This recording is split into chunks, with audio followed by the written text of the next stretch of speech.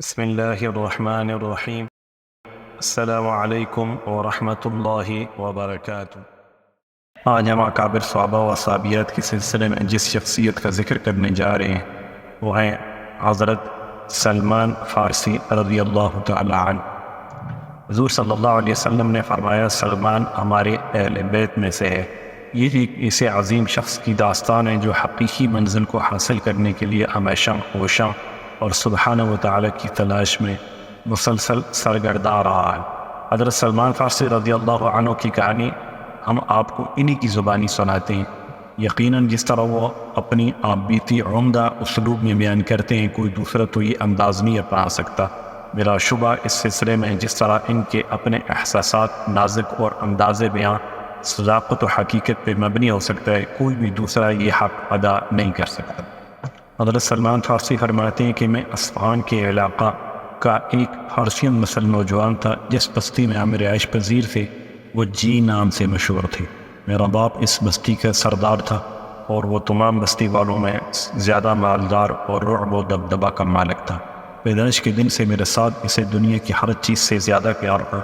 جو میری عمر بڑھتی گئی اس کے میر و محبت میں اضافہ ہوتا گیا۔ مجھے گھر کی چار دیواری میں اس طرح پابند کر دیا گیا جس طرح دو شیزاؤں کو گھروں میں پابند کر دیا جاتا ہے۔ میں نے محبت کے اس قید خانے میں مجوسیت کی تعلیم حاصل کرنا شروع کر دی۔ اس میں بہت زیادہ محنت کی اور اس میدان میں خاص مقام پیدا کر لیا۔ بالآخر مجھے اس آگ کا نگران بنا دیا گیا جس کی ہم پوجا کیا کرتے تھے۔ اسے لگاتار جلائے رکھنے کی ذمہ داری مجھ پر تھی۔ میں اسے دن رات ایک لحظہ کے لیے بھی نہ بجھنے دیتا تھا۔ میرا والد بہت بڑا جاگیردار تھا۔ سالانہ وافر مقدار میں غلہ ہمارے گھر آتا اور روزانہ اس جاگیر کی دیکھ بھال میرے والد کا معمول تھا۔ ایک دن وہ کسی ضروری کام میں مشغول ہو گئے اور مجھے حکم دیا بیٹا میں آج کھیتوں میں نہیں جا سکوں گا، میری جگہ آپ جائیں اور کھیتوں کی نگرانی کریں۔ میں گھر سے تو اپنی جاگیر کی نگرانی کے لیے نکلا لیکن راستے میں ایک گرجا کے پاس گزرا جس میں عیسائی پوجا پاٹ میں مصروف تھے۔ مجھے ان کا طرز عبادت بہت پسند آیا۔ مجھے ان دنوں عیسائیت یا دیگر ادیان کے متعلق کچھ علم نہ تھا، اس لیے کہ میرا والد مجھے گھر سے کسی وقت باہر نکلنے ہی نہ دیتا تھا۔ اس روز جب میں نے گرجا کے اندر عیسائیوں کی اجتماعی آوازیں سنی تو میں بے اختیار اس کے اندر چلا گیا۔ جب میں نے غور سے انہیں دیکھا کہ وہ سب عبادت میں مصروف ہیں تو مجھے ان کی عبادت کا انداز بہت پسند آیا اور میں ان کی دین کی طرف راغب ہو گیا۔ میں نے اپنے دل میں کہا خدا کی قسم یہ دین تو اس سے کہیں بہتر ہے جو ہم نے اختیار کر رکھا ہے۔ بخدا میں غروب آفتاب تک وہیں رہا اور اس دن کھیتی باڑی کی نگرانی کے لیے نہ گیا۔ میں نے انہیں کنیسہ سے دریافت کیا اس دین کا مرکز کہاں ہے۔ انہوں نے مجھے بتایا شام میں۔ جب رات ہوئی میں اپنے گھر واپس لوٹ آیا، باپ نے مجھ سے پوچھا آج دن بھر آپ نے کون سا کام سر انجام دیا؟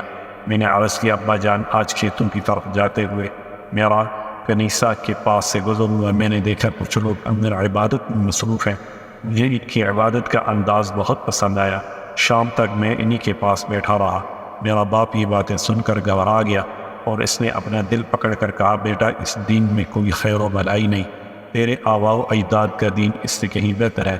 میں نے کہا ابا جان ہرگز نہیں، خدا کی قسم ان لوگوں کا دین ہمارے دین سے بہت بہتر ہے۔ میرا باپ میری جانب سے یہ جواب سن کر بہت پریشان ہوا۔ اس سے اندیشہ لاحق ہو گیا کہ کہیں میں اپنے آبائی دین سے منحرف نہ ہو جاؤں۔ اس نے مجھے گھر میں قید کر دیا اور میرے پاؤں میں زنجیر ڈال دی۔ ایک دن مجھے موقع ملا تو میں گرجا میں یہ پیغام بھیجا جب کوئی ملک شام کو جانے والا قافلہ آپ کے ہاں سے گزرے تو مجھے ضرور اطلاعات کر دیں۔ تھوڑے دنوں کے بعد ایک قافلہ وہاں پہنچا جو شام جا رہا تھا۔ اہل کنیسہ نے مجھے اطلاع کر دی۔ میں پورے زور سے جھٹکا دیا، زنجیر ٹوٹ کر دور جا گری اور میں چپکے سے باہر نکل آیا اور قافلے کے ساتھ ہو لیا۔ چند دنوں بعد ہم شام پہنچ کے وہاں میں نے دریافت کیا اس ملک میں سب سے اعلیٰ مذہبی شخصیت کون ہے۔ لوگوں نے مجھے بتایا چرچ کا نگران اعلیٰ پوپ۔ میں اس کی خدمت میں حاضر ہوا اور عرض کی مجھے عیسائیت میں دلچسپی ہے، میری دلی تمنا ہے میں آپ کے پاس رہوں، عیسائی مذہب کی تعلیم حاصل کروں اور آپ کی رہنمائی میں عبادت کروں۔ میری معروضات سن کر اس نے مجھے اپنے پاس رہنے کی اجازت دے دی۔ میں نے جی بھر کر اس کی خدمت کی۔ تھوڑے ہی عرصے بعد مجھے معلوم ہو گیا کہ یہ آدمی اچھا نہیں ہے۔ یہ اپنے پیروکاروں کو صدقہ و خیرات کرنے کا حکم دیتا اور جب وہ اپنے مال و متاع لے کر اس کی خدمت میں حاضر ہوتے تاکہ اس کے ذریعے صدقہ خیرات کیا جائے، تو یہ سب مال خود ہڑپ کر جاتا، فقراء و مساکین کو اس میں سے کچھ نہ دیتا۔ اس طرح اس نے 7 مٹکے سونے اور چاندی سے بھر لیے۔ جب میں نے اس کی یہ حرکات دیکھی تو مجھے وہ شخص بہت برا لگا، لیکن چند ہی دنوں کے بعد موت نے اسے آ لیا۔ عیسائی پیروکار جب اسے دفن کرنے لگے تو میں نے ان سے کہا، تمہارا مذہبی سردار کوئی اچھا آدمی نہیں تھا، یہ تمہیں تو صدقہ و خیرات کا حکم دیتا، اور جب اس کی ترغیب دلانے پر تم اپنا مال اس کے پاس جمع کراتے تاکہ یہ اپنے ہاتھ سے غرباء و مساکین میں تقسیم کر دے، تو یہ سب مال خود ہڑپ کر جاتا، اس میں سے ایک پائی بھی کسی مسکین کو نہ دیتا۔ انہوں نے مجھ سے کہا، آپ کے پاس کیا دلیل ہے؟ میں نے کہا، تمہیں اس کا خزانہ بتا دیتا ہوں۔ انہوں نے کہا، ہاں بتائیے۔ میں نے انہیں وہ خفیہ جگہ بتائی جہاں اس نے مال دبا رکھا تھا۔ جب انہوں نے سونے اور چاندی کے بھرے ہوئے 7 مٹکے دیکھے تو انگشت بدن نہ رہ گئے۔ یہ مٹکے وہاں سے نکال لیے اور سب نے فیصلہ کیا اسے دفن نہ کیا جائے بلکہ سولی پہ لٹکا کر اس پر پتھر برسائے جائیں، اور اس کے ساتھ بالآخر یہی سلوک کیا گیا۔ چند دن گزرنے کے بعد لوگوں نے ایک دوسرے شخص کو اپنا مذہبی رہنما منتخب کر لیا۔ میں نے اس کی خدمت شروع کر دی اور اس سے تعلیم حاصل کرنے لگا۔ میں نے دیکھا یہ شخص تو بہت بڑا زاہد، آخرت کا متمنی اور دن رات عبادت میں مصروف رہنے والا ہے۔ اس کے یہ اوصاف دیکھ کر مجھے اس سے بے انتہا عقیدت و محبت ہو گئی۔ میں اس کی خدمت میں بہت عرصہ تک رہا۔ جب اس کی موت کا وقت قریب آیا تو میں بہت افسردہ ہوا اور روتے ہوئے اس کی خدمت میں عرض کی، حضرت میں اب کہاں جاؤں؟ میرے لیے کیا حکم ہے؟ میں کس سے تعلیم حاصل کروں؟ اس نے لڑکھڑاتی ہوئی زبان سے کہا، بیٹا، موصل میں ایک شخص رہتا ہے جو ہمارے مشن پر قائم ہے، تم اس کے پاس چلے جانا۔ جب میرا یہ مذہبی رہنما فوت ہو گیا تو میں تجہیز و تکفین سے فارغ ہو کر سیدھا موصل روانہ ہو گیا اور اس شخص سے ملاقات کی جس کے متعلق مجھے بتایا گیا تھا۔ میں نے اپنا تعارف کرانے کے بعد عرض کی، مجھے فلاں پادری نے مرنے سے پہلے وصیت کی تھی کہ میں آپ کی خدمت عالیہ میں حاضر ہو کر مذہبی تعلیم حاصل کروں۔ انہوں نے آپ کے متعلق مجھے یہ بھی بتایا کہ آپ ان کے مشن پر قائم ہیں۔ وہ میری باتوں سے متاثر ہوا اور اپنے پاس رہنے کی اس نے مجھے بخوشی اجازت دے دی۔ میں نے اس پادری کو بھی بہت بہتر پایا۔ یہ بھی پہلے مذہبی رہنما کی طرح زاہد، عابد، متقی اور خدا ترس انسان تھا، لیکن تھوڑے ہی عرصے بعد اس کا آخری وقت بھی آ پہنچا۔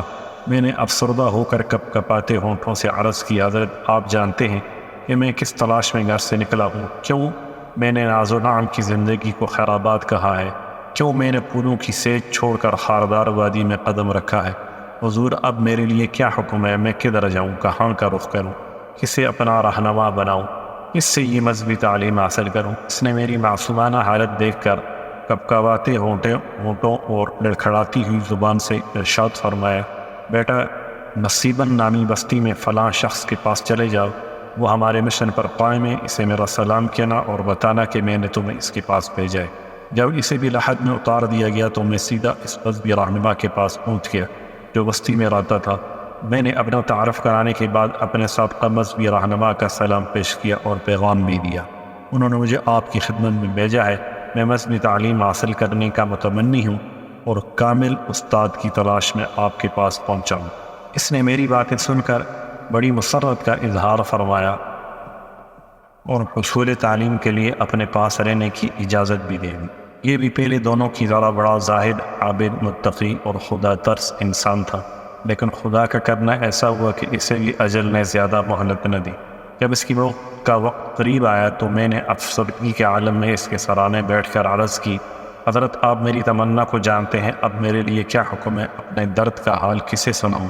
کسے اپنا رہنما بناؤں؟ اب کون میرے زخم پر مرہم لگائے گا؟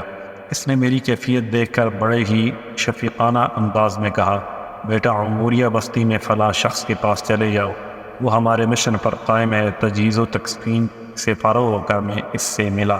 اپنا تعارف کرانے کے بعد سابقہ مذہبی رہنما کا اسے پیغام دیا تو اس نے مجھے اپنے پاس رہنے کی اجازت دے دی۔ تعلیم کے ساتھ ساتھ یہاں مجھے کاروبار کے مواقع بھی میسر آئے۔ کاروبار میں بہت برکت ہوئی جس سے بہت سی گائیں اور بکریاں میرے پاس جمع ہوئیں، لیکن قدرت کا کرنا ایسا ہوا کہ انہیں بھی زیادہ مہلت نہ ملی۔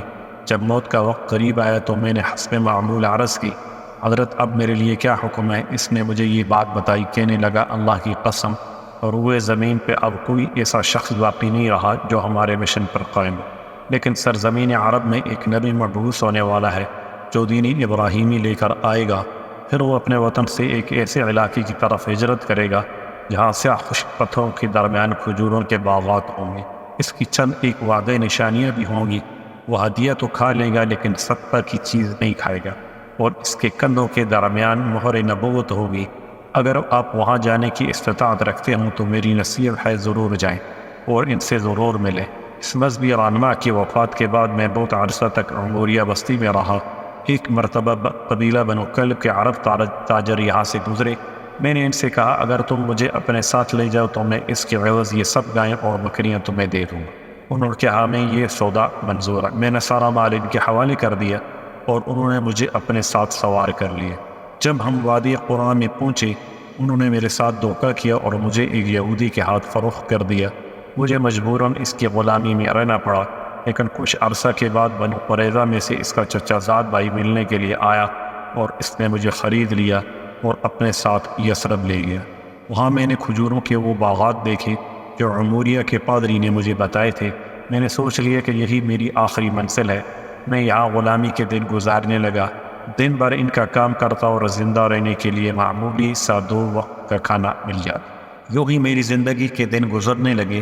ان دنوں نبی اکرم صلی اللہ علیہ وسلم مکہ معظمہ میں اپنی قوم کو دین اسلام کی دعوت دینے میں مصروف تھے، لیکن میں غلامی کی وجہ سے آپ صلی اللہ علیہ وسلم کے متعلق زیادہ معلومات حاصل نہ کر سکا۔